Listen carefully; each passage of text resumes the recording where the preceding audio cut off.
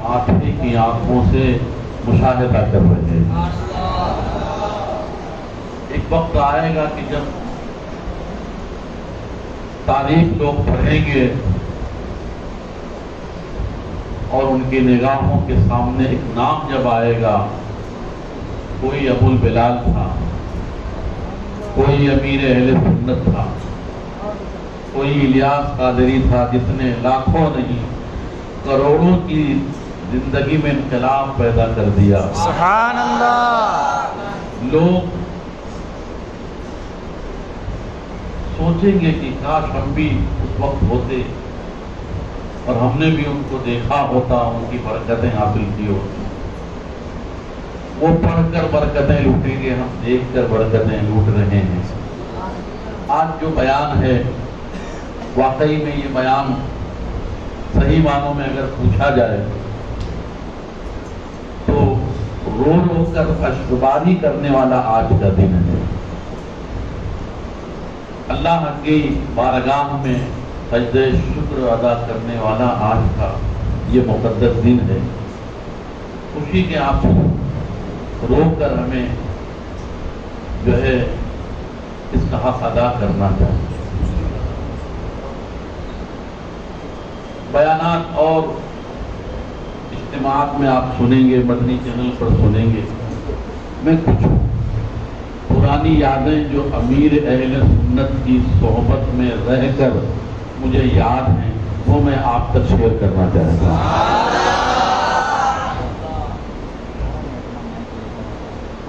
1998 میں امیر اہل سنت دامت برکاتہم العالیہ، جبکہ ان کا ویزا ویراول کا نہیں تھا، مگر اس وقت ہمارے ملک اور پاکستان کے حالات اتنے خراب نہیں تھے،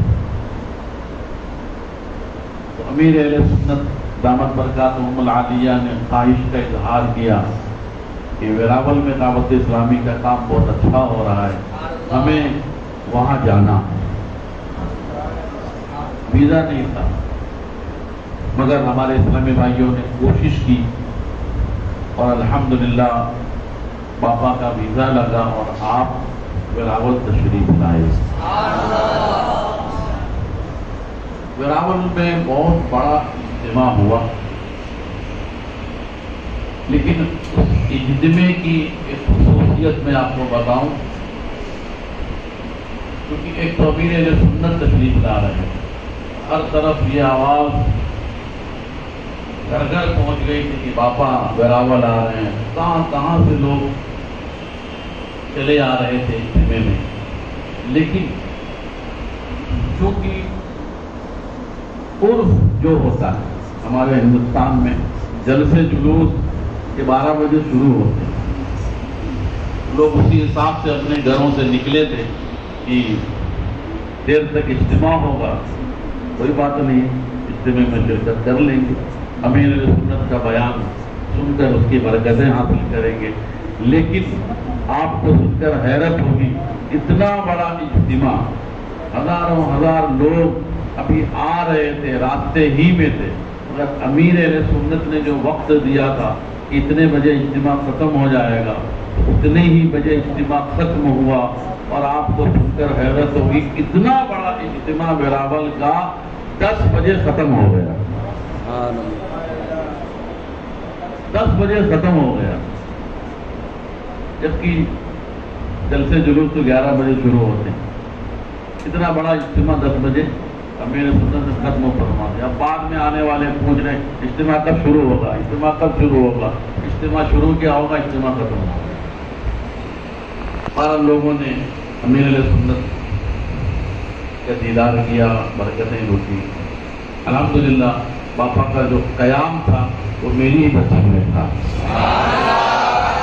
اس وجہ سے 3 دن باپا کی خدمت میں رہنے کی سعادت ملی، اور الحمدللہ انہوں نے بہت کچھ ویراول کو نوازا، اور آج الحمدللہ وہاں پر دعوت اسلامی کی دھومیں مچی ہوئی۔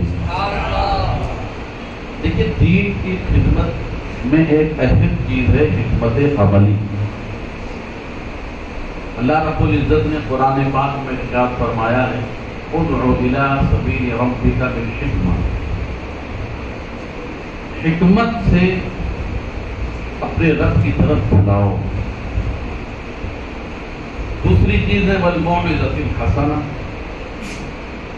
تو اچھا وعظ، اچھی تقریر، اچھا بیان تو کرنے والے بہت ملیں گے آپ، لیکن حکمت عملی یہ ہر کسی کے اندر نہیں ہوتی. حکمت عملی کے تعلق سے امیر اہل سنت سے علماء کرام نے ہماری مسجد میں ایک سوال کیا تھا. وہ سوال آپ سنیں اور امیر اہل سنت نے کیا پیارا جواب دیا وہ آپ یاد رکھیں.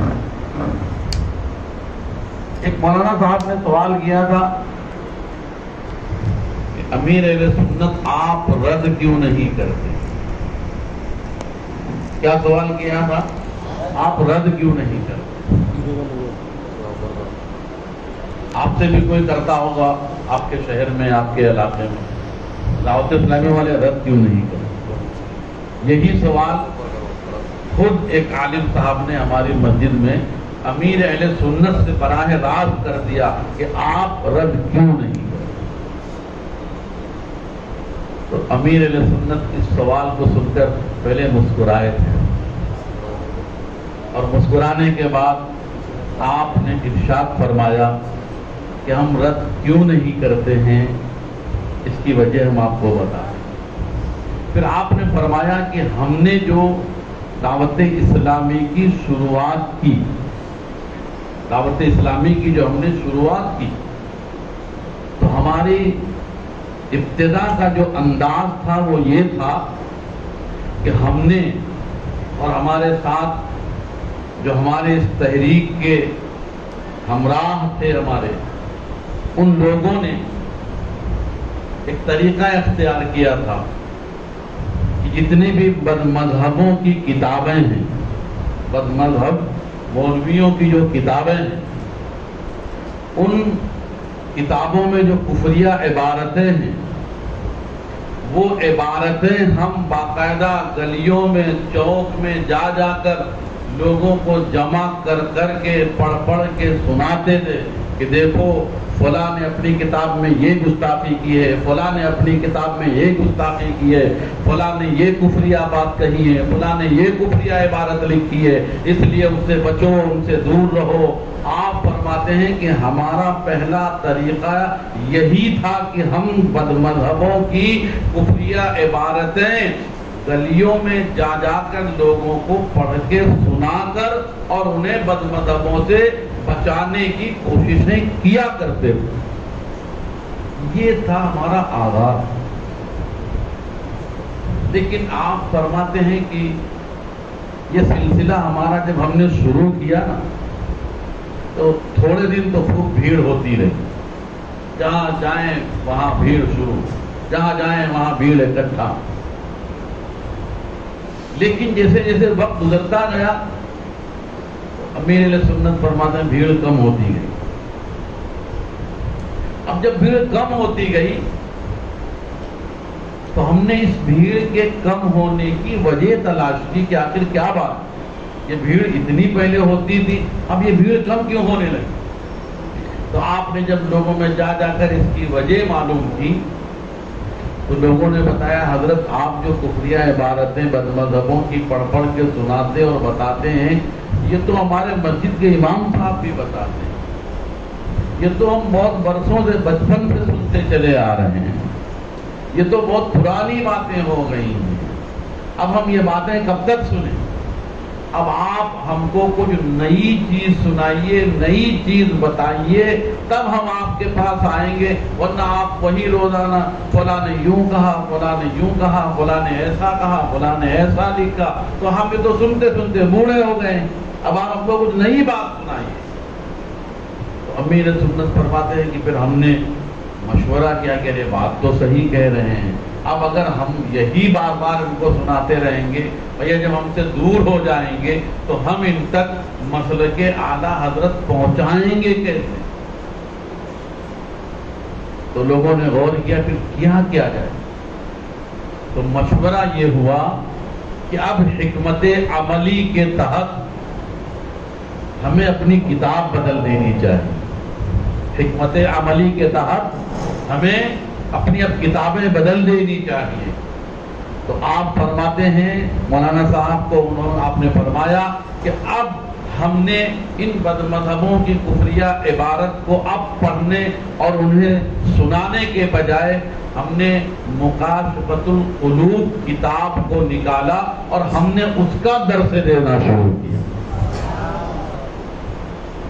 اب جب ہم نے مکاشفۃ القلوب کا درس دینا شروع کیا، بہار شریعت سے ہم نے مسائل لوگوں کو جا کر بتانے شروع کیے، تو اب ایسا لگا کہ اب لوگوں میں تھوڑی سی دلچسپی بڑھ گئی ہے، اور جو لوگ ہم سے دور چلے گئے تھے اب وہ ہم سے پھر سے دھیرے دھیرے قریب ہوتے جا رہے ہیں، پھر ہم سے وہ اب دھیرے دھیرے قریب ہوتے جا رہے ہیں۔ تو امیر اہل سنت فرماتے ہیں کہ جب اس میں ہم کو لگا کہ اب لوگ قریب آ رہے ہیں تو ہم کو یہ بات اچھی لگی کہ اب عوام کو اگر اپنے حق مسلک کو پہنچانا ہے تو اسے اصلاحی انداز میں اپنے قریب کرنا پڑے گا، پھر انہیں اپنی سچی بات بتانی پڑے گی۔ آپ فرماتے ہیں ہم نے اپنے حکمت عملی کے تحت کتاب کو چینج کیا، اصلاحی بیان، اصلاحی کتاب کا ہم نے درس دینا شروع کیا۔ الحمدللہ جو بھیڑ کم ہوئی تھی وہ بڑھتی چلی گئی، اور بڑھتی ایسی بڑھی کہ الحمدللہ آج ہم اور آپ دیکھ رہے ہیں کہ دنیا بھر میں دعوت اسلامی کی دھومیں مچی ہوئی۔ تو آغاز دعوت اسلامی کا کس انداز سے ہوا وہ آپ نے سنا کہ ہمارا کام ہی تھا رد کرنا، ہمارا کام ہی تھا کفریہ عبارتیں پڑھ کر لوگوں کو بد مذہبوں سے دور کرنا، لیکن اس میں ہمیں کامیابی نہیں ملی، اس میں ہمیں کامیابی نہیں ملی۔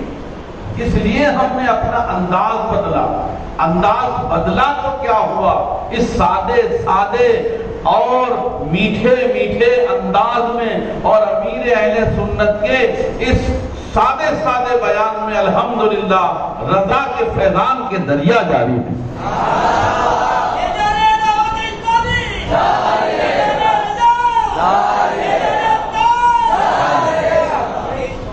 تو الحمدللہ دعوت اسلامی نے جو کام کیا ہے، جیسے زمانہ بدلتا گیا حکمت عملی امیر اہل سنت اپنی بدلتے گئے، اور اسی کے مطابق آپ نے دین و سنیت کا کام کیا، اور آج الحمدللہ امیر اہل سنت کا پیغام آپ کے سامنے۔ تو امیر سنت نے عالم صاحب سے فرمایا آپ بتائیے آپ کیا فرماتے ہیں، ہم سنی ہیں کہ نہیں؟ اب تو ان کو ماننا پڑے گا کہ ہاں سنی ہیں، آپ نے تو وہ کام کیا ہے جو ہم نہیں کرتے۔ کہنا پڑا کہ آپ تو عبارتیں پڑھ کے گلی میں جا کے سناتے تھے، یہ تو ہمارے علماء نہیں کرتے ہیں۔ امیر سنت فرماتے ہیں جو کام آپ لوگوں نے نہیں کیا، الحمدللہ الیاس قادری نے دکان جا کر لوگوں کو کفریہ عبارتیں بتائیں۔ مگر کہنے کا مطلب یہی ہے کہ ہم کو کام کرنا تھا تو لوگوں کو قریب کرنا۔ پھر ایک بہت پرانی فیضان سنت آئی تھی جو آپ نے نہیں دیکھی ہوگی، بہت پرانی فیضان سنت، پھر اس کا درس شروع ہوا۔ پھر ایک جو ہے نماز کی کتاب آئی تھی، اس طریقے سے پھر دھیرے دھیرے کتابیں آنے لگی، اور الحمدللہ لوگ دعوت اسلامی سے جڑنے لگے۔ تو یہ جو اصلاحی انداز ہے، یہ جو اصلاحی طریقہ ہے، اس میں بڑی کشش ہے، آپ جو ہے تو جب بہت جوشیلی تقریر کریں، ایک دم ایسا لگے کہ مائک پھٹ جائے گا، کرسی ٹوٹ جائے گی، تو جو آپ کے سامعین ہیں نا بعد میں وہی بولیں گے یار مولانا صاحب چلاتے بہت، بیان ایسا جوشیلا کرتے تھے کہ آپ کو سمجھ میں نہیں آتا۔ لیکن الحمدللہ امیر سنت کا بیان جو وسیلہ بھی نہیں ہے، کرسیاں نہیں ٹوٹتی ہیں، لیکن الحمدللہ لوگوں کے دل گناہوں سے پاک و صاف ہو کے اس میں مدینے کی محبت آپ پیدا کر رہے ہیں۔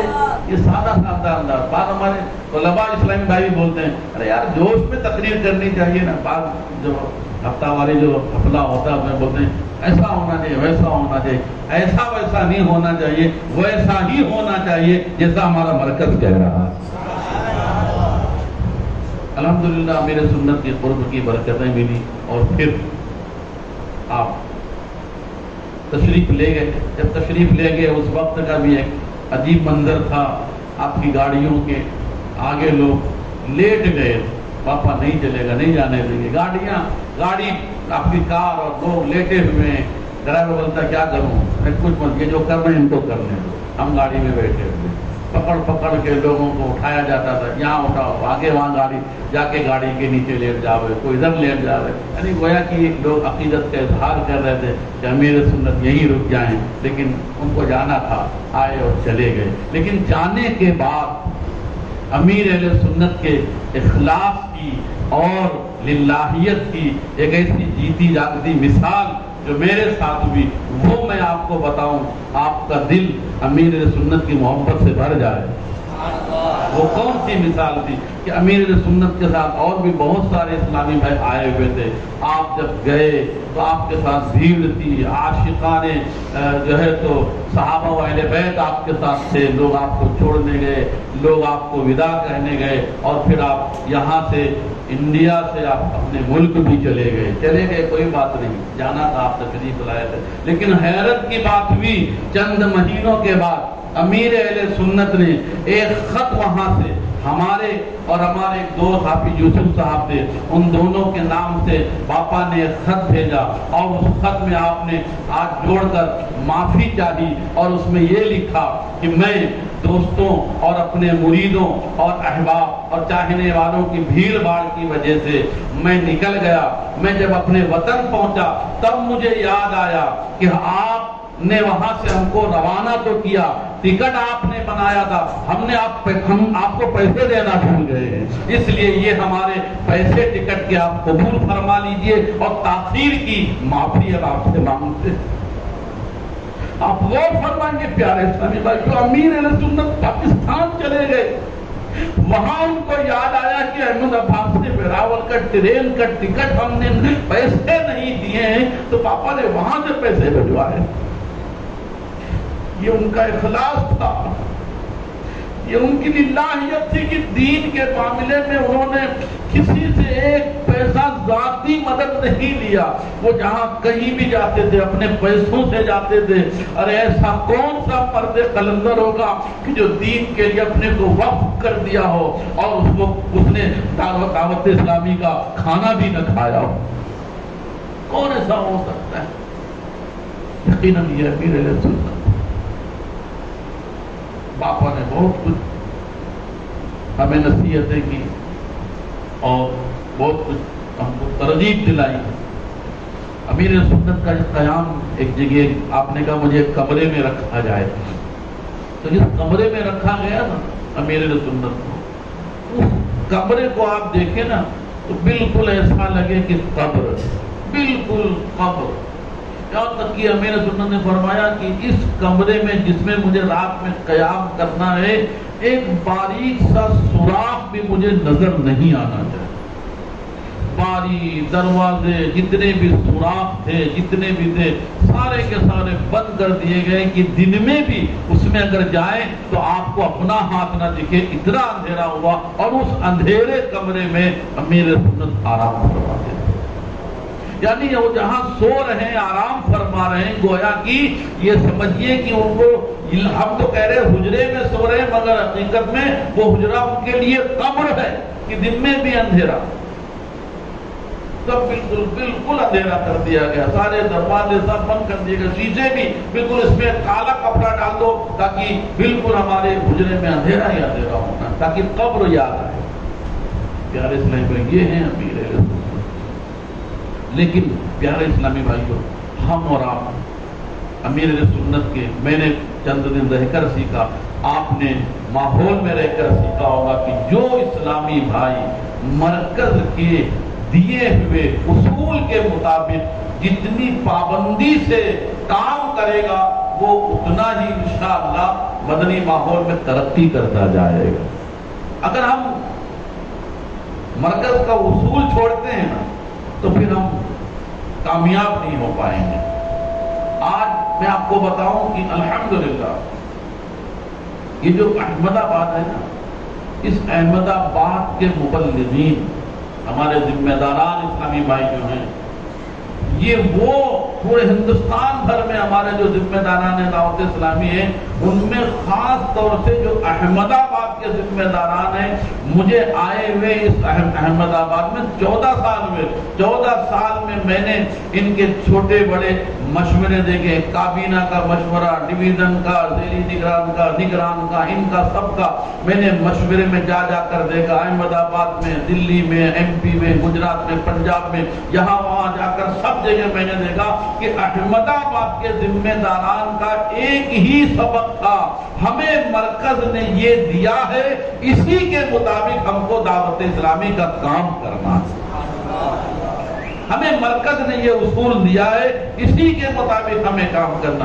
बाद लोग कहते थे हजरत ये उसूल यहाँ तो नहीं चलेगा, यहाँ के हालात ऐसे हैं, यहाँ का माहौल ऐसा है, ये उसूल यहाँ क्यों चले, कैसे हो पाएगा, हमके लिए बहुत रुकावटें आएंगी। कुछ भी हो जाए हमको दावत इस्लामी का काम करना है मरकज के दिए हुए उसूल के मुताबिक। अल्हम्दुलिल्लाह ये अहमदाबाद की खुसूसियत में है कि इन लोगों ने हर हाल में मरकज को पकड़ रखा, मरकज के उसूलों को पकड़ रखा है। यही वजह है कि आज पूरे हिंदुस्तान में अगर सबसे ज्यादा कहीं तंजीमी दावत इस्लामी अगर आपको कहीं मिलेगी तो अहमदाबाद में और गुजरात में आपको मिलेगी। और जिन लोगों ने कहा था ना कि यहाँ तो हालात ऐसे हैं, यहाँ तो यूं चलेगा, यहाँ तो हम ऐसे करेंगे, वो लोग टूट गए। वहाँ दावत इस्लामी बहुत मुश्किलात से दो चार हो गई। जिन्होंने मरकज को छोड़ा था, मरकज के उसूलों को छोड़ा था, मरकज के दिए हुए तरीके कार को जिन्होंने छोड़ा था, वो सब आपस में लड़ भिड़ कर खत्म हो गए। लेकिन जिन्होंने मरकज को पकड़ रखा था, अल्हम्दुलिल्लाह वो ऐसे खड़े रहे कि आज हमारा आलमी मदनी मरकज अगर हिंदुस्तान पे नजर डालता है तो सबसे पहले उसे अहमदाबाद नजर आता है। यही वजह हमारे जिम्मेदारान आप देख रहे हैं ना कि जिम्मेदारान हमारे कहते हैं कि बस अहमदाबाद। और अल्हम्दुलिल्लाह दावत इस्लामी की इस वक्त जो बड़े बड़े शोबे हैं वो आपके इसी अहमदाबाद के इसी बिल्डिंग में मौजूद है। ये क्या है? ये मरकज का भरोसा, मरकज का एतमाद है कि इन्होंने हर हाल में मरकज को पकड़ रखा है। इसलिए मरकज ने इन पर इतना एतमाद किया, इतना भरोसा किया है कि यहाँ मरकज के सारी बड़े बड़े ऑफिस हैं और सारे बड़े बड़े मकातिब अल्हम्दुलिल्लाह आपको अहमदाबाद में मिलेंगे। ये क्यों हुआ? ये भरोसा। तो हम और आप जहाँ कहीं भी रहे, ये उसूल आज आप याद रखें कि हमें और आपको बस वैसे ही दावत इस्लामी को लेके चलना है जैसे हमारे बापा चाहते थे, जैसे हमारे अमीर सुन्नत चाहते हैं, जैसे हमारी शूरा चाहती है। हम उसी के मुताबिक इंशाअल्लाह मरकज की इताअत करते हुए दावत इस्लामी के पैगाम को आगे लेकर बढ़ेंगे और इंशाअल्लाह अमीर अहले सुन्नत को हम खुशी और उनकी आंखों को ठंडक पहुंचाने की कोशिश करेंगे। कितनी मुश्किलात का सामना अमीर सुन्नत को करना पड़ा है, आपने किताबों में पढ़ा होगा। इसी हिंदुस्तान में अमीर सुन्नत को लोगों ने अपने घर में दावत पे बुलाकर, लोगों ने मेरे पापा को मारा है अपने घर में दावत देकर। लोग दावत देकर खाना खिलाते हैं, मगर अमीर सुन्नत को इसी मुल्क में लोगों ने दावत पे बुला के मारा है। मगर मार खाकर भी अमीर सुन्नत ने आला हजरत का दामन नहीं छोड़ा है, आला हजरत का खानदान नहीं छोड़ा है, आला हजरत का मसलक उन्होंने ऐसा मजबूती से पकड़ा कि आज न जाने कितने लोग हैं जो मसलक के आला हजरत को जानते नहीं थे, लेकिन उन्होंने आज मसलक के आला हजरत को पहचाना है। तो रज़ा के शेर अमीर अहले सुन्नत के जरिए से उन्होंने पहचाना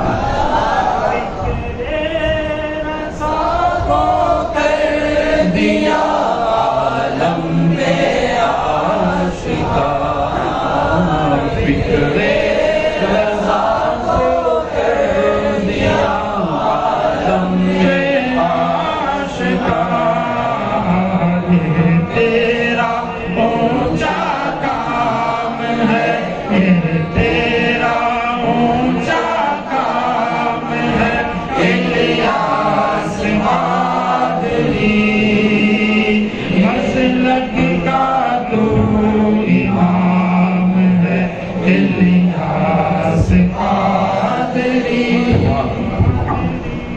جب یہاں پر دیکھیے امیر اہل سنت کی میں ایک خاص نگاہ توجہ آپ کو بتانے جا رہا ہوں کہ امیر اہل سنت روحانی طور پہ بھی احمد آباد سے کتنی محبت کرتے ہیں، اور آپ غائبانہ طور پر بھی آپ احمد آباد کو کتنی نظر میں رکھے ہوئے ہیں۔ میں آج ایک وہ خواب بتانا چاہتا ہوں جو میں نے ابھی تک اس کو راز میں رکھا تھا، لیکن چونکہ اس خواب کا امیر سنت سے اور امیر سنت کا احمد آباد سے کتنا گہرا تعلق ہے، اس سے چونکہ ملتا جلتا ہے، تو میں آپ کو ایک خواب سناتا ہوں۔ ایک مرتبہ درود پاک پڑھے، صلو علی الحبیب صلی اللہ تعالی علی محمد صلی اللہ تعالی علیہ وسلم۔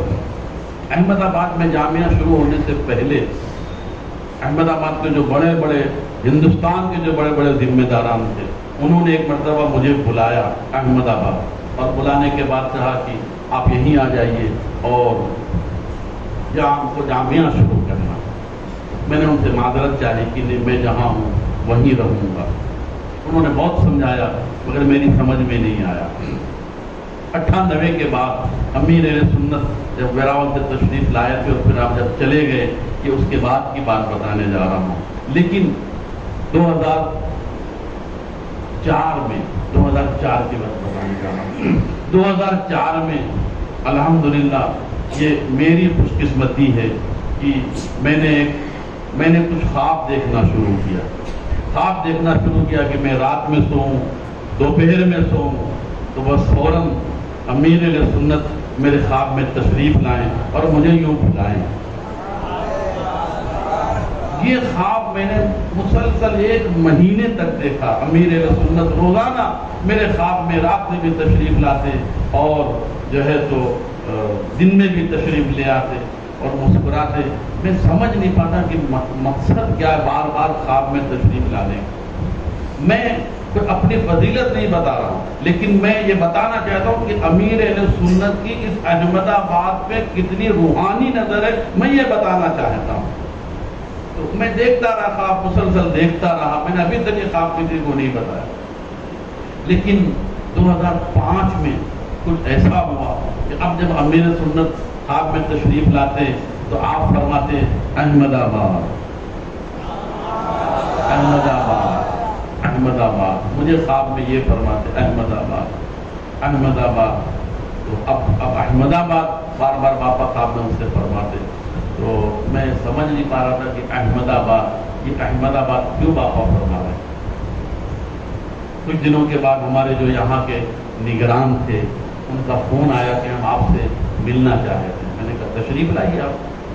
تو یہاں سے ہمارے چند ذمہ داران احمد آباد پہنچے اور احمد آباد سے ہمارے ویراول پٹن میں آئے، اور انہوں نے اس خواہش کا اظہار کیا کہ آپ احمد آباد آئیے اور آپ وہاں پر 2 مہینے 4 مہینے کے لیے ہی صحیح آپ آ کر جامعہ شروع کر دیجئے، پھر آپ چلے آئیے گا۔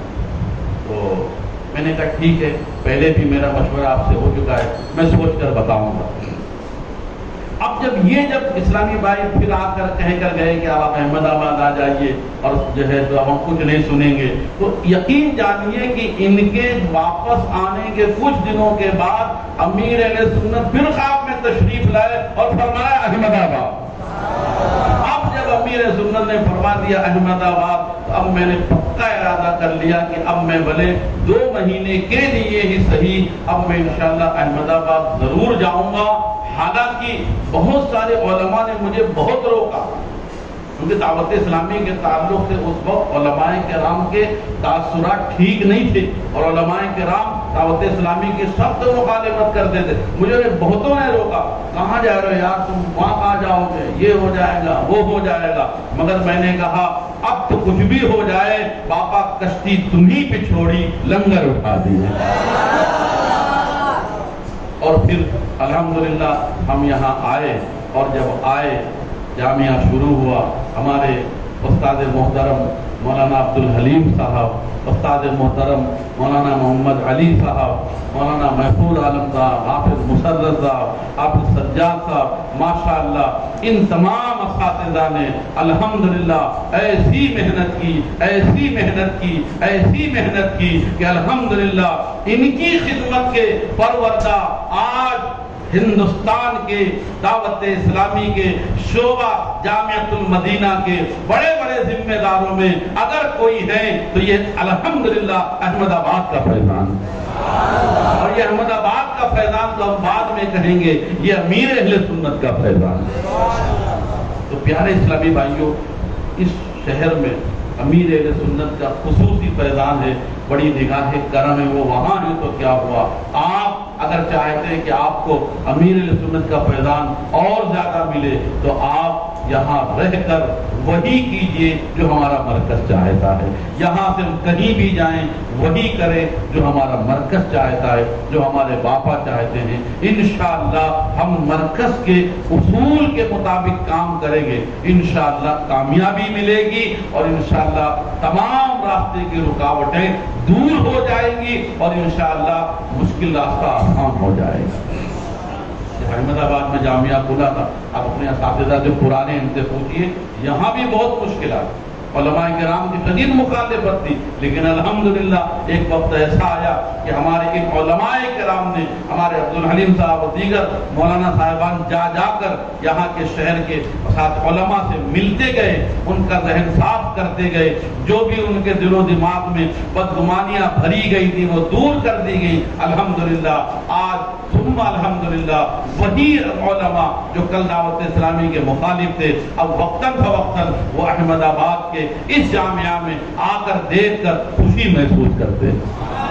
تو یہ امیر اہل سنت کا فیضان، تو آپ سے میں پھر کہوں گا، مرکز بس مرکز ہے، اس کو پکڑے رکھیں۔ الحمدللہ یہ ہمارے لیے اس سے بڑا اور اعجاز کیا ہو سکتا ہے کہ دعوت اسلامی ہمیں جو کچھ دے رہی ہے، اگر ایک چھوٹا موٹا اصول اور ضابطہ اور قاعدہ بھی دیتی ہے تو پہلے دعوت اسلامی اسے شریعت کے پیمانے پر تولتی ہے، اور جب وہ شریعت کے تقاضوں کے مطابق درست ہوتا ہے وہ اصول، تو ہمیں وہ اصول آگے مرکز دیتا ہے۔ معلوم یہ ہوا اس کے ہر اصول پر عمل کرنا گویا کہ شریعت پر عمل کرنا ہے، انشاءاللہ ہمیں ثواب ملے گا۔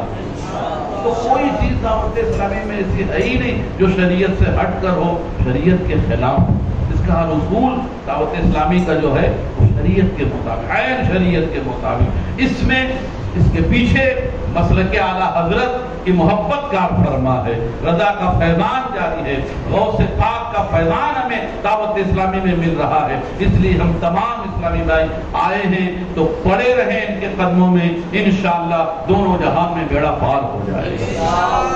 تو امیر اہل سنت نہ صرف ہماری اور آپ کی بلکہ ہمارے گھر والوں کی، ہمارے شہر کی، ہمارے ملک کی، نہ جانے کتنے گھروں کی قسمتیں بدلی ہیں۔ ہم امیر اہل سنت کا جتنا شکریہ ادا کریں وہ کم ہے۔